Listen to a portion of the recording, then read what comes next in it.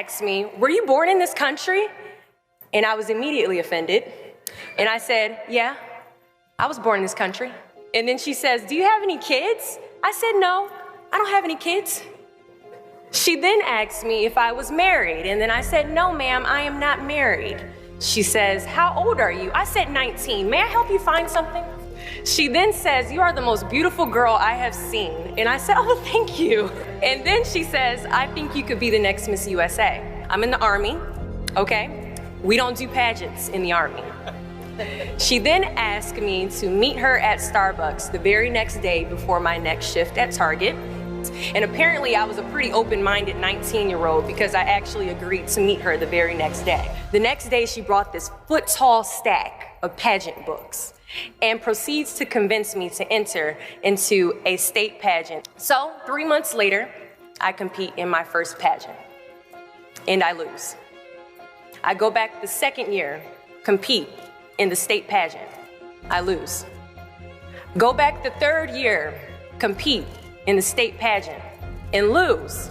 Go back the fourth year, compete in the same pageant and lose. I go back the fifth year, y'all.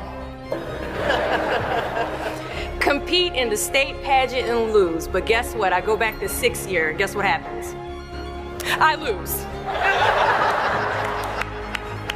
I called her on the phone and said, you told me I could be the next Miss USA.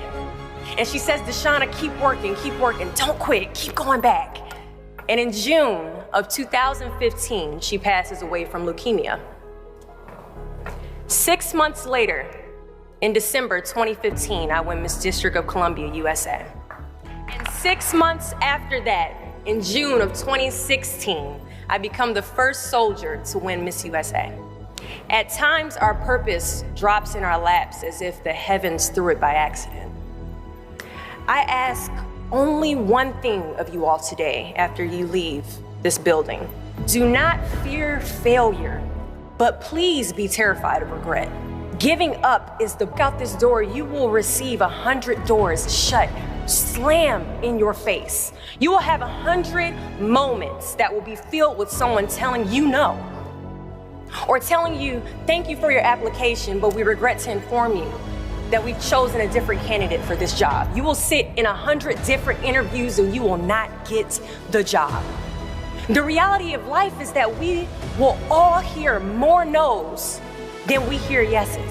And we will fail a lot, and I mean a whole lot. But what I ask of you today is to not take no for an answer. Don't be afraid of no's. Be afraid of the possibility of a yes that you have prematurely destroyed